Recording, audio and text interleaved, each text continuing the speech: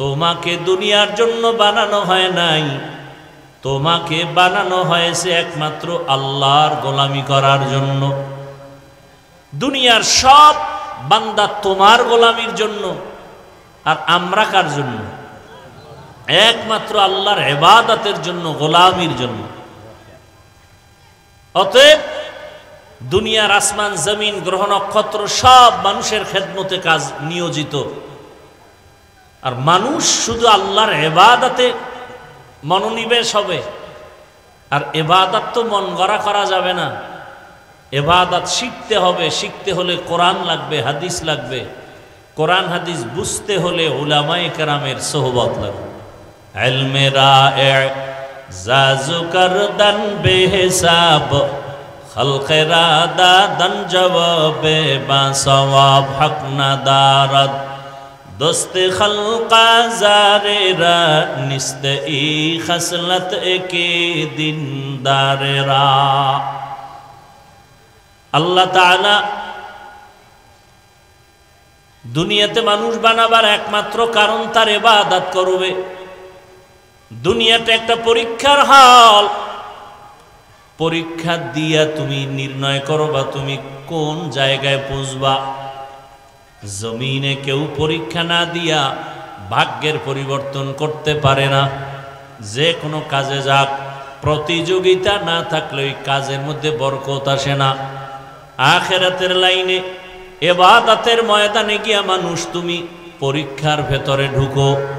পরীক্ষা দিতে গিয়া তোমার সাহায্য চাইতে হবে একমাত্র আল্লাহর কাছ থেকে। আল্লাহ যদি দয়া না করেন, বান্দা পরীক্ষায় পাশ করাটা অসম্ভব। তবে পরীক্ষার কোয়ালিটি কেমন? দুনিয়াতে যেই ছাত্রের মেধা ভালো, তার পরীক্ষার প্রশ্ন তত কঠিন। ঠিক দুনিয়াতে যেই মুমিনের ঈমান আর আমল যত সুন্দর, তার পরীক্ষাও তত বড় কঠিন।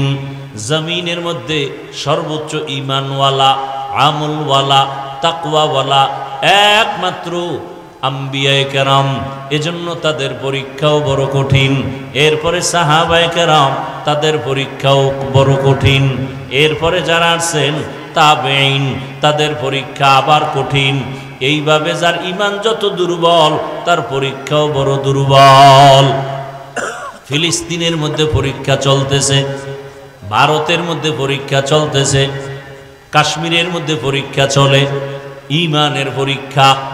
এই পরীক্ষা 5টা জিনিসের মাধ্যমে আল্লাহ নিবেন। 1 নম্বরে ভয়, ভয়ের মাধ্যমে পরীক্ষা নিবেন। এই ভয়টা আবার 2 ভাবে ভাগ করা। এক ভয় দুনিয়ার মানুষের পক্ষ থেকে ভয়, দাড়ি রাখলে তোমার চাকরি থাকবে না, নামাজ যদি পড়ো তোমার চাকরি থাকবে না, পর্দা যদি করো তোমার কাছে মেয়ে বিবাহ দেওয়া হবে না, হালাল পন্থায় যদি চলো তো ভোগ বিলাস করা যাবে না। সেদিন এক আর্মির লোক চাকরি ছেড়ে দিয়ে এসে কাঁদতেছে, দোয়া চাইতেছে যে হালাল ভাবে কোনো রাস্তা যেন আল্লাহ খুলে দেন। কেন? বলে বারবার বলা হচ্ছে দাড়ি কেটে ফেলো, আমি চাকরি ছেড়ে দিছি। এটাই তো ঈমানের পরীক্ষা। জিন্দেগি মে বন্দেগি তু করনা হে, জিন্দেগি মে বন্দেগি তু করনা হে, जिंदगी बे बंदगी शर्मिंदा है, जिंदगी बे बंदगी शर्मिंदा है। दुनिया में हो दुनिया का तलबगार ना हो, बाजार से गुजर हो खरीदार न हो। ये दुनिया एक मिसले कागज फूल है, ये दुनिया एक मिसले कागज फूल है, जिंदगी में बंदगी तू करना है, जिंदगी में बंदगी तू करना है, जिंदगी बे बंदगी शर्मिंदा है, जिंदगी बे बंदगी शर्मिंदा है, जिंदगी में बंदगी कुन बंदगी, बंदगी बे जिंदगी शर्मिंदगी। एक नम्बरे अल्लाह भय दिया परीक्षा निबेन। इजराइल मुसलमान के भय देखाय, फिलिस्तीनेर जमीन ছেড়ে দাও, गौर गोविंद भय देखाय, शाहजालाल सिलेटेर जमीन ছেড়ে দাও। আল্লাহর মুমিন ईमानवाला साबिरीन যারা ধৈর্যের পাহাড় হয় বলে, मुसलमान जे कदम सामन दिके आगाय देय, कोनो बेईमानेर चोख रांगानिते रक्तेर भय अस्त्रेर भये मुसलमान ओई कदम आर पेछने फिराय नेय ना। मुसलमानेर चरित्र अस्त्र नाई टाका नाई, किन्तु ईमानेर पावर। एरा भय करे काके? आरो जोरे बोलेन, हर के दारत खौफे हक दौर दिल मदम, जन्नतुल मअवा देहद रामकाम। मुसलमान भय करे एकमात्र आल्लाह के। ए कारणे दुनियार सब मखलुक तादेर भय करे। मुसलमान जखन आल्लाहर भय निये चलबे, दुनियार सब बेईमान तादेर भय करबे। शाहजालाल रहमतुल्लाह आलैहि সিলেটের জমিনে কালেমার পতাকা উঠানোর জন্য কোনো বেতের বাড়ির প্রয়োজন হয় নাই, অস্ত্রের যুদ্ধের প্রয়োজন হয় নাই। তাহাজ্জুদে কান্নার আওয়াজ আর ফজরের আযান। গৌর গোবিন্দ ধ্বংস হয়ে গেল, আজকে তার নাম নেওয়ার মতো কেউ নাই। অথচ শাহজালাল রহমাতুল্লাহ আলাইহির ভক্ত নাই জমিনে, এমন কেউ নাই। বিধর্মীরাও মোহাব্বতের সাথে তার নাম স্মরণ করে। এটা টাকা দিয়ে অর্জন করা যায় না, আমার আল্লাহর ভয় অন্তরে থাকলে এমনটাই হয়। পাঁচটা জিনিসের দ্বারা আল্লাহ পরীক্ষা নিবেন। এর মধ্যে এক নাম্বার ভয় হলো আল্লাহর পক্ষ থেকে ভয়, দুনিয়ার ভয়, দুনিয়ার জালেমদের পক্ষ থেকে ভয়। যদি তুমি হক কথা বলো, তোমার ইমামতি থাকবে না, তোমার বয়ান চলবে না। মুমিন মিম্বরে দাঁড়ায় বলবে, রিজিকের মালিক আমার আল্লাহ, কোনো ব্যক্তির কাছে রিজিক নাই। দুনিয়ার কারো কাছে যদি রিজিক থাকতো, জালেমরা আমাদের হুজুরদের বহু আগেই মেরে ফেলতো। ঠিক নি? কিন্তু ইতিহাস ভালো করে তাকাইয়া দেখো, মহামারী করোনা সারা দুনিয়াটা স্তব্ধ হয়ে গেল। স্কুল বন্ধ, কলেজ বন্ধ, চাকরি বন্ধ, ফ্যাক্টরি বন্ধ, ব্যবসা বন্ধ, সব বন্ধ। নজর করে দেখছো নিরে জাতি, এ জমিন একটা কোরআনের মাদ্রাসা বন্ধ হয় নাই। দুনিয়াওয়ালারা মাস্ক লাগায় বসে আছে করোনার ভয়, কিন্তু সেই সময় করোনার শত শত লাশ আমার দেশের টুপিওয়ালা আলা উলামায়ে কেরাম হুজুরেরা কাঁধের মধ্যে নিয়ে গোসল করায়া জানাজা কাফন পরায় কবরে রাখলেন। একজন হুজুরেও করোনায় মরে নাই। আল্লাহ, এই জন্য বললাম, বান্দা চাইলে কিছুই হয় না, আল্লাহ চাইলে সব হয়। এরে নবীর আশিক, আল্লাহর মোহাব্বত নিয়া বান্দা যখন সামন দিকে আগাবে, তখন দুনিয়া সব একদিকে চলে যাবে। কোনো পাহারাদারের প্রয়োজন নাই, ফেরেশতারা পাহারা দিবে। আল্লাহর ভয় নিয়া বান্দা যখন চলবে, তখন আল্লাহ তার জিম্মাদার হয়ে যাবেন হেফাজত করার জন্য। আল্লাহ তাকে পাহারার ব্যবস্থা করে দিবেন। এখন আমি যদি আপনাদের প্রশ্ন করি, আপনারা সিলেটের মুসলমান, মৌলভীবাজারের মুসলমান, আপনারা আল্লাহকে ভয় করেননি? যদি প্রশ্ন করি, সবাই কি বলবে? ভয় করি। অথচ এমন আল্লাহর বান্দা আছেন, ফজর পড়েন নাই, আজকে জোহর পড়েন নাই, আসর পড়েন নাই, মাগরিব এশা পড়বেন কিনা আল্লাহু আলাম। এরপর আপনি বলেন আল্লাহকে ভয় করি। আমি নামাজ ঠিক মতো পড়ার পরেও বলি আল্লাহকে ভয় করি। আপনারা দাড়ি না রেখে বলেন আল্লাহকে ভয় করি। আমি দাড়ি রেখে বলি আল্লাহকে ভয় করি। আপনি পর্দা না করে বলেন আল্লাহকে ভয় করি। আমি পর্দা রক্ষা করে বলি আল্লাহকে ভয় করি। এবার আসলে আপনার ভয় আর আমার ভয়ের ব্যবধানটা কত? বলে ব্যবধান হলো আপনার মধ্যে আল্লাহর ভয় আসলে মোটেই নাই। ভয় কি জিনিস আপনি বুঝেনই না। ভয়ের নাম তাকওয়া, ভয়ের নাম খৌফ, ভয়ের নাম খশিয়া। একটা সন্তান মা বাবাকে ভয় করে, প্রমাণ মা বাবার সামনে সন্তান অন্যায় করে না, মাইরের ভয়। একটা ছাত্র শিক্ষকের শাস্তির ভয় অন্যায় করে না, এটার নাম ভয়। ঠিক এই জমিনে কোন আল্লাহর আশিক যদি আসলেই তাকওয়া নিয়ে আমার আল্লাহকে ভয় করেন, গলায় ছুরি লাগবে, দাড়ির মধ্যে অস্ত্র লাগাবে না। আল্লাহর ভয় বা তাকওয়ার মানি হলো জীবন চলে যাবে, ইচ্ছা করে গুনাহ করা যাবে না। ওয়া আম্মা মান খাফা মাকামা রাব্বিহি ওয়া নাহান নাফসা আনিল হাওয়া ফাইন্নাল জান্নাতা হিয়াল মাওয়া। আল্লাহর আদালতে দাঁড়াইয়া হিসাব দেওয়ার ভয়। যারা দুনিয়াতে নিজেকে গুনাহ থেকে বাঁচায় রাখবেন, আল্লাহ ওয়াদা করেছেন আমি তাকে বিনা হিসাবে জান্নাত দিয়ে দিব। এই ভয়টা এমনি এমনি আসবে না। এই ভয় অন্তরে জমা করার জন্য রহমতের নবী বলেন এই ভয়টা থাকে অন্তরের ভেতরে। আত্তাকওয়া হাহুনা, আত্তাকওয়া হাহুনা, আত্তাকওয়া হাহুনা। এই অন্তরে ভয়টা জমা করতে হবে। মায়ের গর্ভ থেকেই তাকওয়া নিয়ে কেউ আসে না, এটা অর্জন করতে হয়। কোথা থেকে তাকওয়া বা আল্লাহর ভয় অর্জন করব? একমাত্র গোডাউন হলো লিকুল্লি শাইইন মাদিনুন ওয়া মাদিনুত তাকওয়া কুলুবুল আরিফিন। ভালো জিনিস রাখার গোডাউন আছে, একমাত্র তাকওয়ার গোডাউন হলো আল্লাহর মুহাব্বতের বান্দা যারা, তাদের কলব থেকে তাকওয়া নাও।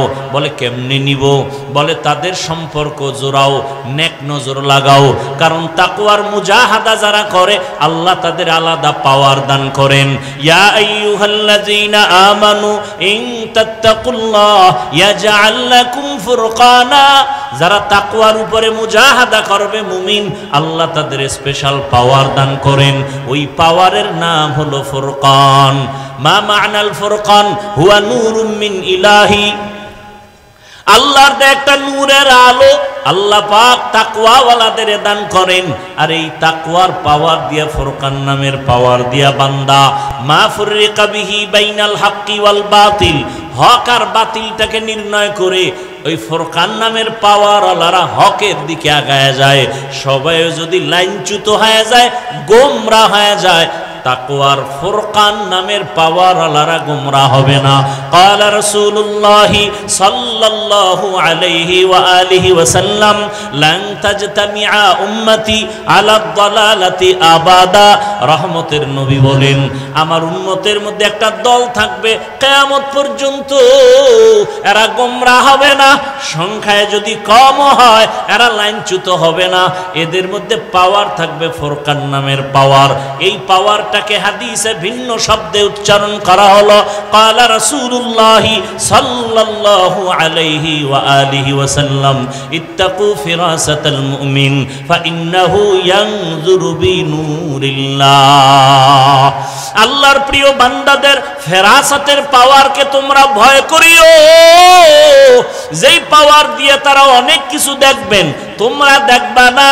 বলে তারা চামড়ার চোখ দিয়ে দেখেন না, আল্লাহর দেওয়া নূরের আলো দিয়ে তারা দেখেন। আউলিয়ারা কারে উকবা ইখতিয়ার, জাহেলারা কারে দুনিয়া ইখতিয়ার। মাইলে মোমেন সোয়ে মোমেন মিশাওয়াত মাইলে কাফের সোয়ে কাফের মিশাওয়াত। আল্লাহ তাআলার ভয় অন্তরে জমা করার একমাত্র ঠিকানা আহলুল্লাহদের নেক নজর।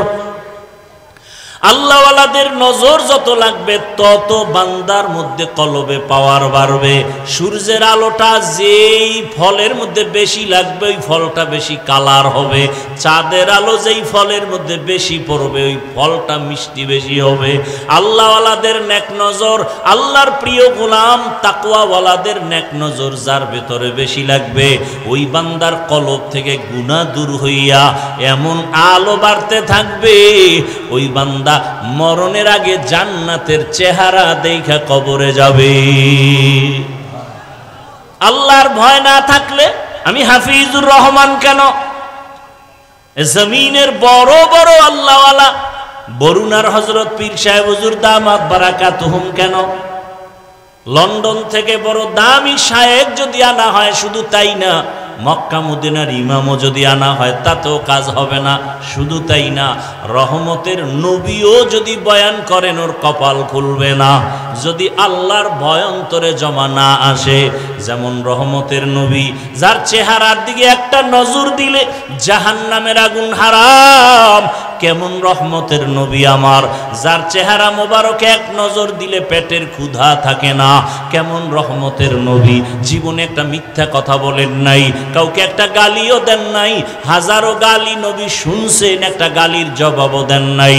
কেমন রহমতের নবী আমার যাকে এক নজর দেখার জন্য জঙ্গলের প্রাণীরা কান্না করে, নবীকে এক নজর দেখার জন্য গর্তের পিপিলিকা আরজি পেশ করে, গর্তের সাপ দেখার জন্য অপেক্ষা করে।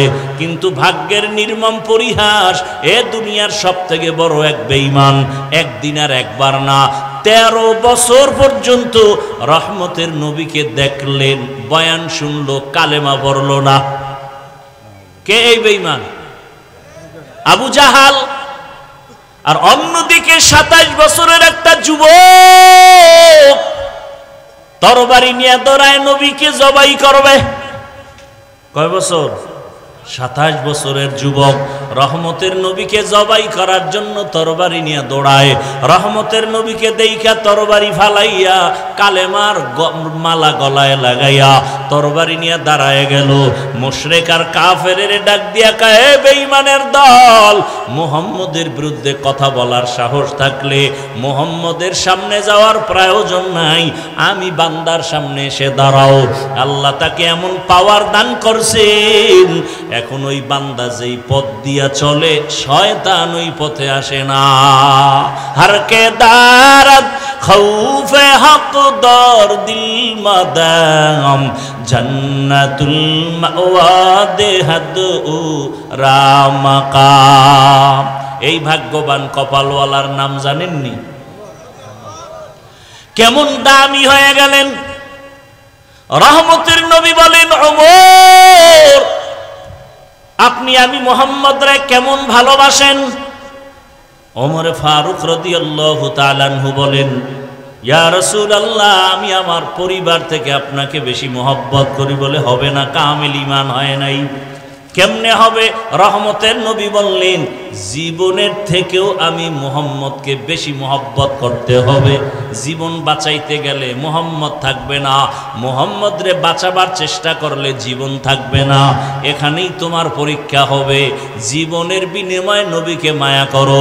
রহমতের নবী কথাটা বলতে না বলতে ওমর ফারুক রাদিয়াল্লাহু আনহু আল্লাহর জাতের কসম করে বলেন, ও পয়গম্বর, আমি এখন থেকে আমার জীবনের থেকেও আপনাকে বেশি মহব্বত করি।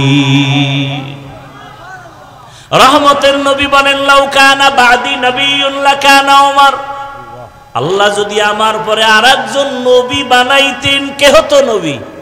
ওমর। জানা থাকলে বলেন, নবীজির পরে ওমর নবী? বলেন না কেন? নবী বলেন, যদি আল্লাহ নবী বানাইতেন তাহলে ওমর হইতো। যেহেতু ওমর নবী হয় নাই, গোলাম আহমদ কাদিয়ানীও নবী দাবি করা মানিয়া নেওয়া যাবে না। একমাত্র খাতামুন নবিয়্যিন আমার নবী, মা কানা মুহাম্মাদুন আবা আহাদিম মির রিজালিকুম ওয়ালাকিন রাসূলুল্লাহি ওয়া খাতামান নবিয়্যিন, রহমতের নবী আমার শেষ নবী, এরপরে কোনো নবী নাই। যদি হইতো ওমর হতো, যেহেতু ওমর নবী না, গোলাম আহমদ নবী না।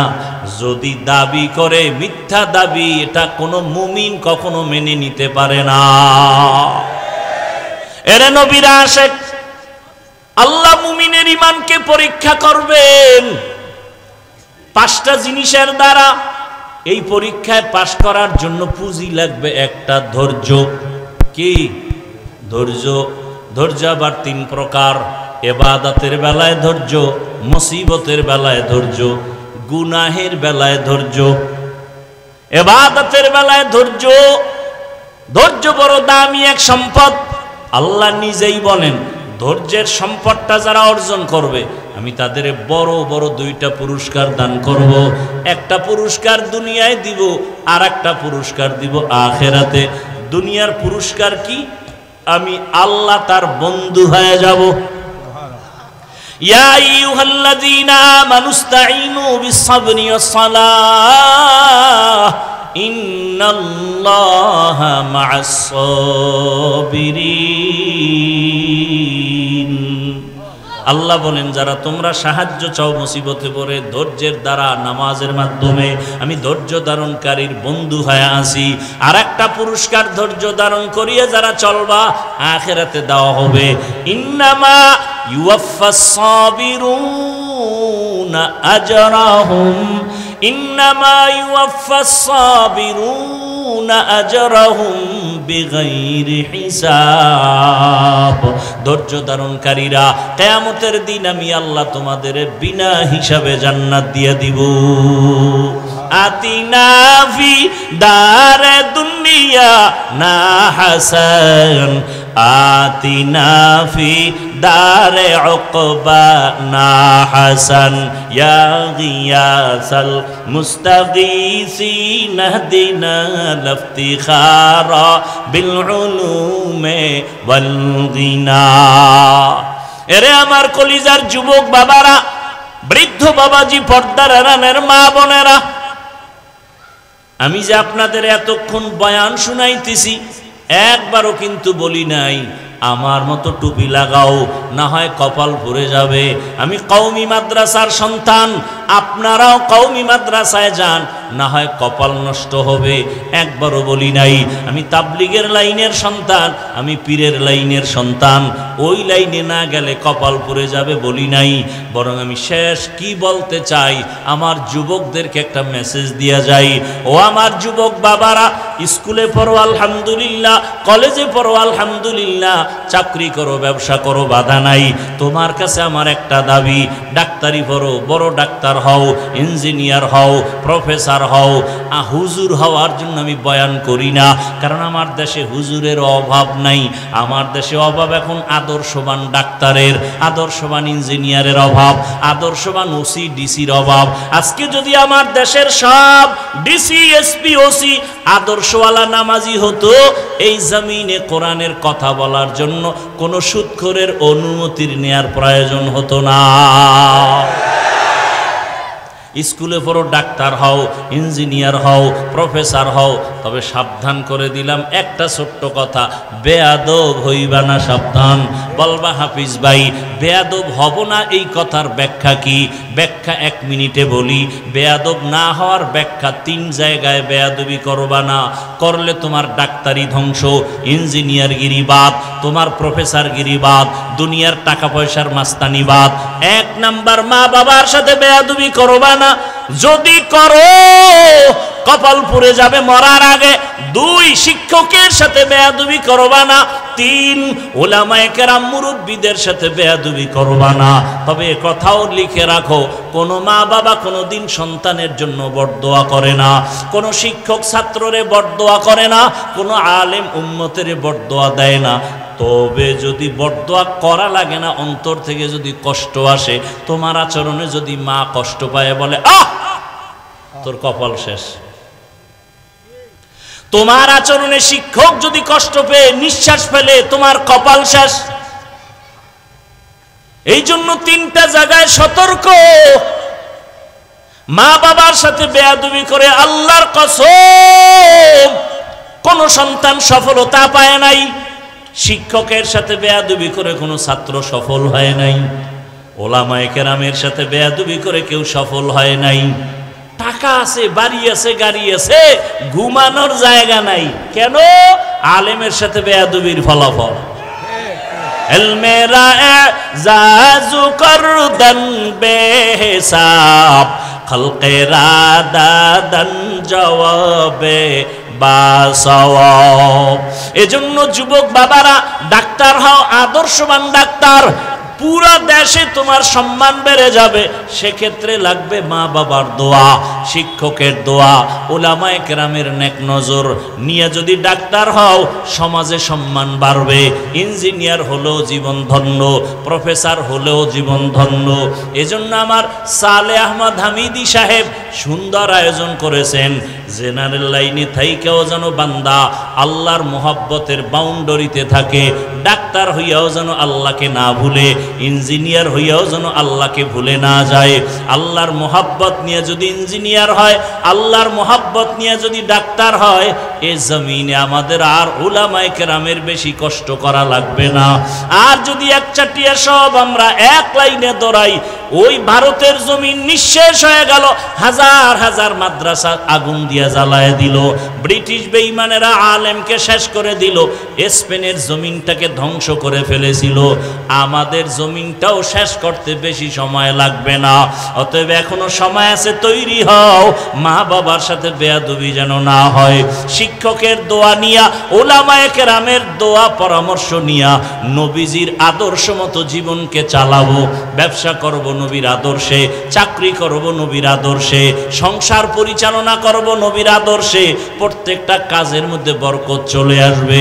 এখনো সময় আছে, আল্লাহর মোহাব্বত নিয়ে তওবা করে নেই। পিছনে যত অপরাধ করেছি আর কোনো দিন করব না। নামাজ ছাড়া যাবে না, নবীর তরিকার বাইরে চলা যাবে না, বেপরদায় চলা যাবে না, দাড়ি কাটা যাবে না। আল্লাহর মোহাব্বত নিয়ে নবীর আদর্শে চলো। যুবক বাবারা, 1 মিনিট আমাকে একটু জবাব দাও। তোমার মতো যুবক স্কুল কলেজে পড়ে নামাজি আসেনি? আর কোনো ওয়াজ লাগবে না, সব ওয়াজ বাদ। এতটুকুই খেয়াল করো। তোমার মতো যুবক যদি স্কুলে পড়ে